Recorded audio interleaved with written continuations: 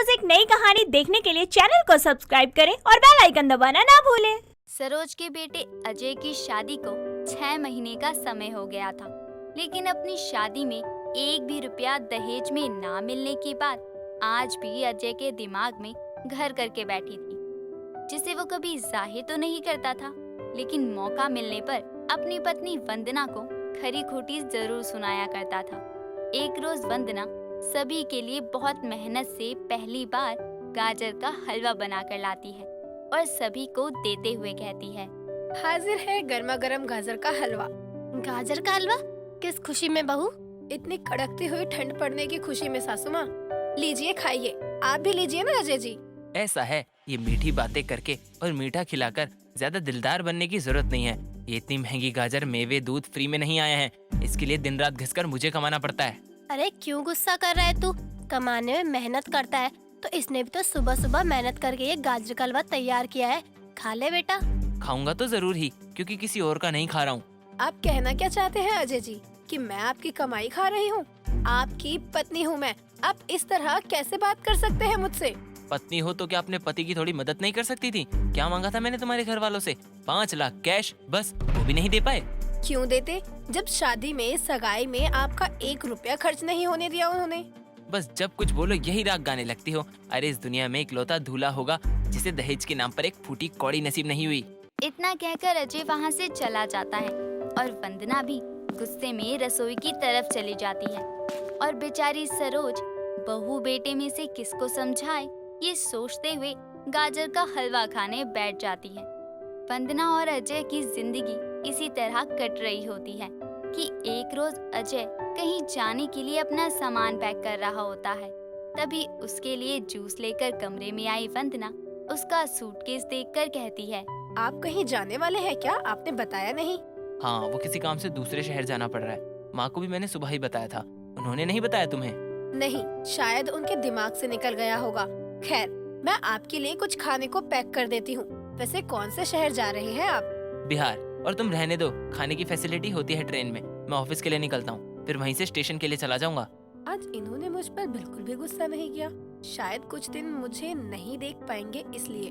वंदना अपने ख्यालों में डूब जाती है तो वहीं अजय घर से सामान लेकर चला जाता है। इस तरह अजय को बिहार गए हुए पूरे 2 हफ्ते का समय बीत जाता है। इस बीच बस वंदना की उससे एक बार ही बात हो पाती है। एक रोज दोनों सास बहू मिलकर घर की सफाई करते हुए बातें कर रहे थे। तभी सरोज कहती है, एक बार अजय बिहार से लौट आए फिर मैं तुम दोनों को लेकर कुलदेवी के दर्शन करने जाऊंगी। हाँ सासू माँ, मुझे भी उनके लौटने का ही इंतजार है। पता नहीं कब आने वाले हैं वो।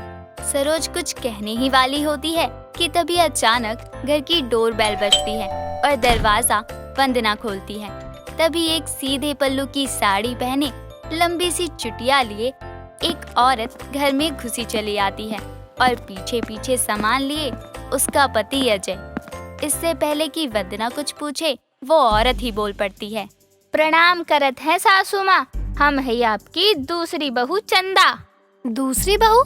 अजय तो बिहार से दूसरी बहू ले आया। अरे सासू माई, सजनवा से पूछने का कोनो मतलब नहीं है। हम कह रहे हैं ना, बिहार के लाए हैं आपके लल्ला हमको। चलिए अभी हमको आशीर्वाद दीजिए आकर। तभी वंदना गुस्से में आकर चंदा को धक्का देते हुए कहती है, पहले सासू माँ की पहली बहू का आशीर्वाद तो ले लो चंदा देहातन। कहो झाड़ू का झाड़ा लगाऊं या चप्पल से कुटाई करके आशीर्वाद दूं? अरे ओ सजनवा, ऐसे का टुकुर टुकुर अपनी लुगाई का अपमान देखत हो, कछु बोल भी लो। चंदा आपकी दूसरी बहू है माँ। हाँ, मैंने इससे शादी की है और अच्छा होगा कि आप लोग इससे अच्छा बर्ताव करें। सुन ली सौतन महारानी जी, अभी तनिक खिसक लो। यात्रा से थक कर आए हैं, आराम करने दो हमको। सासू माई चलिए कमरा दिखाइए हमको। इतना कहकर चंदा सरोज की गर्दन में हाथ डाले उसे वहाँ से ले जाती है तो अजय भी वंदना को अनदेखा करते हुए वहाँ से चला जाता है।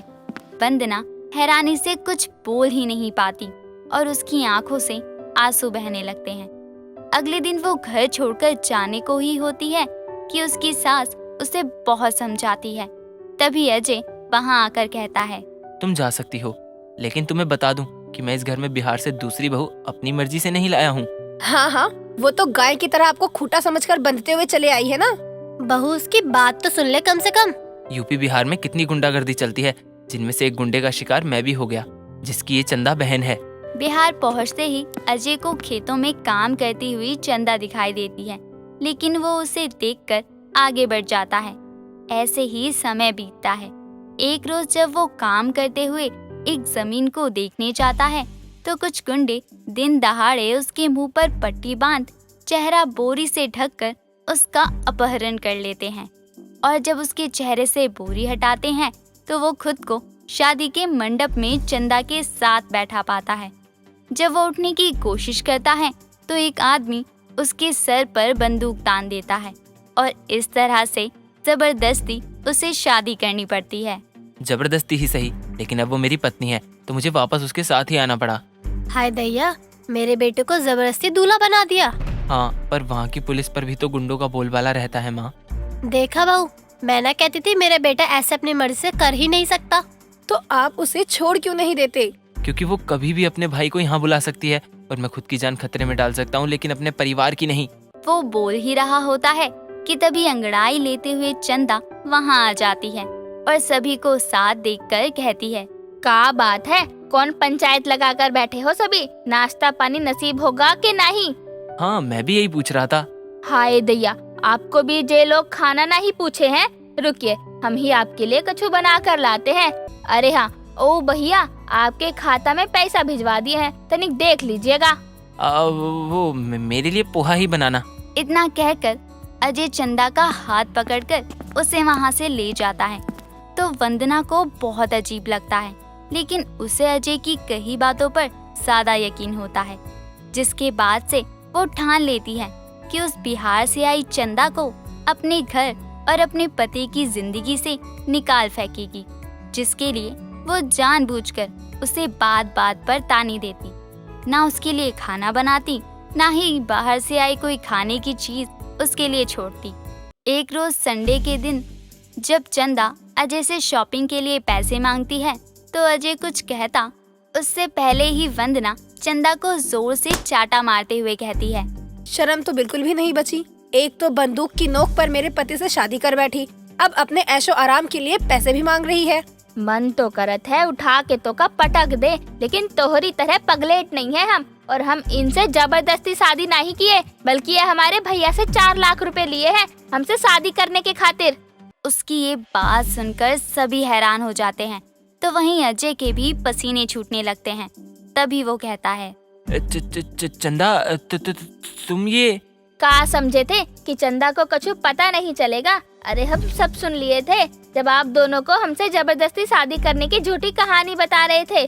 बल्कि सच तो ये है कि हम कोनो गुंडा छपरी की बहन ना है, बल्कि यही जब गांव आए थे तो हमारे भैया हमारे रिश्ते की बात इनसे किए रहे थे, और ये हाँ तो कह दिए, लेकिन दहेज में इतनी मोटी रकम मांगे। अब कोई भी भाई अपनी इकलौती बहन की एक शहरी लड़के से शादी करने के लिए इतना तो करेगा ना, लेकिन शादी के बाद हमको पता लगा कि हम तो एक ही दूसरी पत्नी है, लेकिन हम भी ठान लिए कि 4 लाख दिए हैं तो इनकी पत्नी बनकर इनका जीना हराम करके रहेंगे 4 जन्मों तक, ताकि इनको याद रहे। इतना कहकर चंदा अपने फोन पर शादी की वीडियो दिखाती है, जिसमें अजय खुशी खुशी उससे शादी कर रहा था। सच्चाई जानने के बाद वंदना वहाँ 1 मिनट नहीं रुकती, तो वहीं अपने बेटे की पैसों के लालच में की गई हरकत से शर्मिंदा होकर सरोज अपना सर पकड़ लेती है, और इस तरह बिहार से आई दूसरी बहू सब पर भारी पड़कर अजय का पर्दाफाश करती है। शोभा ने अपने 5 बेटों की शादी बड़े प्यार से की थी, और उसकी 5 बहू भी उसका बहुत अच्छे से ख्याल रखती थी और उसकी हर बात मानती थी। लेकिन उन 5 की दिक्कत ये थी कि 5 एक दूसरे को कुछ खास पसंद नहीं करती थी और आए दिन एक दूसरे को नीचा दिखाने और अपनी सास के आगे नंबर कमाने का मौका देखती थी। ऐसे ही एक दिन शोभा की बड़ी बहू आंचल उसके पास दूसरी बहू आरती के साथ आकर कहती है, माँ जी, घर का सारा काम हो गया है, दिन का खाना भी बनाकर रख दिया है, और बताओ हम दोनों क्या करें? माँ जी, आप बोलो तो हम दोनों रात के खाने की कुछ तैयारी करके रख दे क्या अभी से? बस बस बहू, अब क्या चाहती हो कि मेरी आंखों में खुशी के आंसू आ जाएं? कितने पुण्य किए हैं मैंने जो तुम जैसी बहुएं मिली हैं। 2 बहुएं घर का खाना देख लेती हैं, 2 बहुएं घर की सफाई और 1 बाजार का सारा काम संभाल लेती है। अरे माँ जी, आप बोलो तो हम दोनों मिलकर घर का सारा काम कर लेंगे। आपकी तीसरी, चौथी और पांचवी बहू की जरूरत ही नहीं है। मुझे ये समझ नहीं आता कि तुम सब मेरा इतना अच्छे से ख्याल रखती हो तो आपस में मिलके क्यों नहीं रहती। जाओ मुझे काम करने दो। शोभा उन दोनों को वहाँ से भगा देती है। दरअसल शोभा की पहली और दूसरी बहू हमेशा मिलकर रहती, तो वहीं तीसरी और चौथी बहू में साठगांठ रहती, तो वहीं पांचवी बहू अपने आप में ही मगन थी। इन पांचों में बिल्कुल भी एकता नहीं थी। शोभा जैसे ही सोफे पर दोबारा बैठने को होती है, तभी वहाँ उसकी पांचवी बहू आकर कहती है, माँ जी देखिए ना, मेरे बाल कितने दो मुँहे हो गए हैं और खराब भी हो गए हैं। मैं सोच रही हूँ पार्लर में जाके इनको कटवा लूँ। बहू, पहले ही तेरे बाल गले तक आते हैं, इनको भी कटवा लेगी तो परकटी हो जाएगी। पर माँ जी इन बालों के साथ तो गंजी हो जाऊंगी। एक बार परकटी हो गई तो दोबारा अपने बालों का ख्याल रखूंगी और अच्छे बाल आएंगे। फिर मेरे बाल भी मेरी जेठानियों की तरह लंबे और सुंदर हो जाएंगे। सबके बाल लंबे हैं, बस मेरे ही बाल लंबे नहीं है। मुझे बहुत बुरा लगता है। अच्छा ठीक है, रो मत, जा कटवा ले सैलून से। और हाँ, अपनी चारों जेठानियों को भी ले जा। ललिता शोभा की बात सुनकर अपनी चारों जेठानियों को लेकर सैलून चली जाती है, जहाँ वो सर्विस लेने लगती है और ललिता अपने बाल छोटे करवा लेती है और परकटी बन जाती है। उसे देखकर उसकी तीसरे नंबर की जेठानी अनामिका और चौथे नंबर की जेठानी रोजी कहते हैं, अरे तुम तो परकटी हो गई, अब इसका जूड़ा कैसे बनाओगी? वाह वाह, अब तो हमारे बहुओं में भी एक मर्द है। अच्छा है, अच्छा है। ज्यादा खुश मत हो आप चारों। मैं माँ जी की पसंदीदा बहू हूँ, तभी तो उन्होंने मुझे परकटी होने का हक दिया है, आप सबको नहीं। मैं मॉडर्न हूँ और मुझ पर ये स्टाइल जच रहा है और ये मैंने अपनी खुशी से करवाया है। अगर ऐसा है तो मैं भी ये स्टाइल करवाऊंगी। आप करवाओगे तो मैं भी। अच्छा है, ये चारों भी अगर परकटी हो गई तो मुझे भी शर्म नहीं आएगी और ये सब मेरा मजाक भी नहीं उड़ा पाएंगी। इस तरह ललिता की देखा देखी बाकी की चार बहुएं भी परकटी हो जाती है। और शोभा शाम के समय जब घर के मंदिर में पूजा कर रही थी और वो जैसे ही उठती है, तभी उसके सामने उसकी 5 परकटी बहुओं को देखकर उसके हाथ से पूजा की थाली छूट जाती है और वो कहती है, तुम पांचों सैलून गई थी या किसी मंदिर में अपने बाल दान करने? ये पांचों परकटी बन के क्यों आ गयी? माँ जी, आपने ही तो मुझे परमिशन दी थी ना परकटी होने की। हाँ ठीक है, लेकिन बाकी चारों ने क्यों कटवाए? उनको क्या परेशानी थी? माँ जी, जब ललिता परकटी हो सकती है तो हम क्यों नहीं? आपको क्या लगता है कि वही मॉडर्न बहू है आपकी और हम नहीं हैं? हाँ माँ जी, आप हम सब में भेदभाव क्यों कर रही हैं? जब आपकी एक बहू परकटी हो सकती है तो बाकी 4 क्यों नहीं? अरे मंद बुद्धियों, ये परकटी हुई क्योंकि इसके बाल छोटे थे और खराब हो रहे थे, लेकिन तुम चारों के बाल तो पूरे मोहल्ले में सबसे सुंदर थे, तुमने क्यों कटवाए? ये सुनकर चारों ललिता की तरफ देखने लगती है और ललिता कहती है, मुझे आप चारों घूर के मत देखो, आपने अपनी मर्जी से कटवाए हैं। मैंने बस सच बोला कि मैं माँ जी की परमिशन से कटवा रही हूँ, मैंने आपको फोर्स नहीं किया कटवाने के लिए। ललिता इतना कहकर वहाँ से निकल लेती है और बाकी चारों बहुओं को ये एहसास होता है कि उन्होंने कितनी बड़ी गलती कर दी है, जिसके बाद वो कभी भी बाजार जाती तो लोग उन पर हंसते और उनका मजाक बनाते। वो ज्यादातर अपने सर पर पल्ला रखकर घूमा करती। फिर भी शोभा की 5 परकटी बहुओं की बात पूरे मोहल्ले में मशहूर हो गई थी। एक दिन जब पांचों अपनी सास के साथ सर पर पल्ला डाले हॉल में बैठी थी, तभी उनके पड़ोसी तिवारी जी वहाँ आकर कहते हैं, अरे बहुओं, ये पल्ला डालकर अपने परकटे बाल क्यों छुपा रही हो? पूरा मोहल्ला जानता है कि तुम सबने ये क्यों किया है और कैसे किया है। खैर मुझे क्या। ये सब छोड़िए, ये बताइए आपका यहाँ किस खुशी में आना हुआ? मेरा मतलब बस मेरी परकटी बहुओं का मजाक उड़ाने आए थे या कोई काम भी था? जी माता का जागरण है मेरे घर में, तो सोच रहा था आप आ जाओ। लेकिन क्या? आप साफ साफ बोलिए, क्या कहना चाहते हैं? अपनी 5 परकटी बहुओं को मत लाना, क्योंकि मैं नहीं चाहता कि आपकी बहुओं की संगति मेरी बहुओं पर भी पड़े। आपकी हिम्मत कैसे हुई मेरे ही घर आकर मेरी बहुओं की बुराई करने की? निकल जाइए मेरे घर से। अरे मुझे तो चुप करवा देंगी, लेकिन बाकी सबको कैसे करवाओगी? सब जानते हैं कि आपके घर में 5 परकटी बहुएं हैं, जो जब देखो आपस में एक दूसरे को मारने को उतारू रहती हैं और एक दूसरे की होड़ में परकटी होकर बैठ गई हैं। मेरा घर है, मेरी बहुएं हैं, मैं देख लूंगी। आपने न्योता दे दिया, हमको नहीं आना। अब आप यहाँ से जा सकते हैं, दरवाजा उस तरफ है। आरती बहू, तिवारी को दरवाजा दिखा कर आओ। शोभा की बात सुनकर आरती तिवारी को घर से बाहर निकाल कर दरवाजा पटक देती है, जिसके बाद दिन बीतते हैं, लेकिन पांचों के बाल नहीं आते और वो चारों अपनी देवरानी के कमरे में जाकर उससे कहती है, आज हम चारों मिलकर तेरे बचे हुए बाल उखाड़ देंगे। तेरी वजह से कल माजी की इतनी इंसल्ट हुई और हम सबकी भी। आज तो तू बचेगी या हम? चलो सब हमला करो इस पर। अरे आप सब मुझसे लड़ने क्यों आ गई? मैंने थोड़ी बोला था आप सबको परकटी होने के लिए। अब मैं इतनी सुंदर हूँ कि मैं क्या ही करूँ। अब आप मेरे पीछे ही पड़ गए और मेरे जैसे बाल कटवा लिए।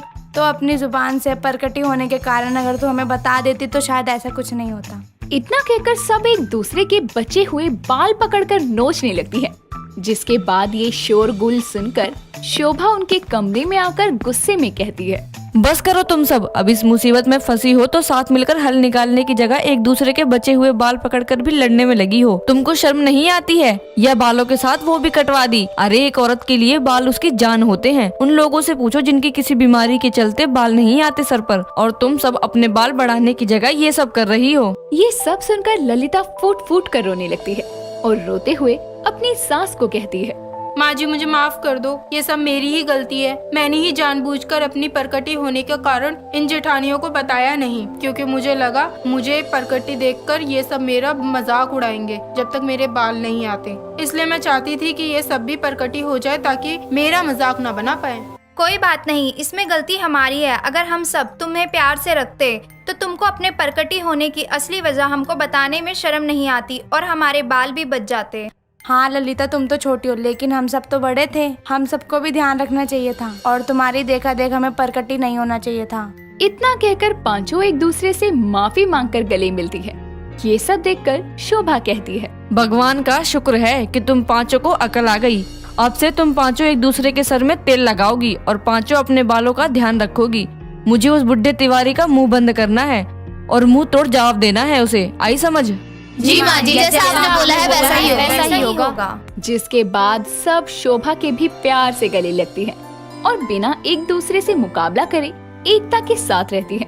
और कुछ समय बाद उन सब के बाल फिर से और ज्यादा घने और लंबे हो जाते हैं और वो पांचों परकटी बहू से लंबे बालों वाली 5 बहू बन जाती हैं। दोस्तों अगर आपको ये कहानी पसंद आई तो इसे लाइक करें, शेयर करें और कमेंट करके बताएं कि कहानी में आपको सबसे अच्छा क्या लगा।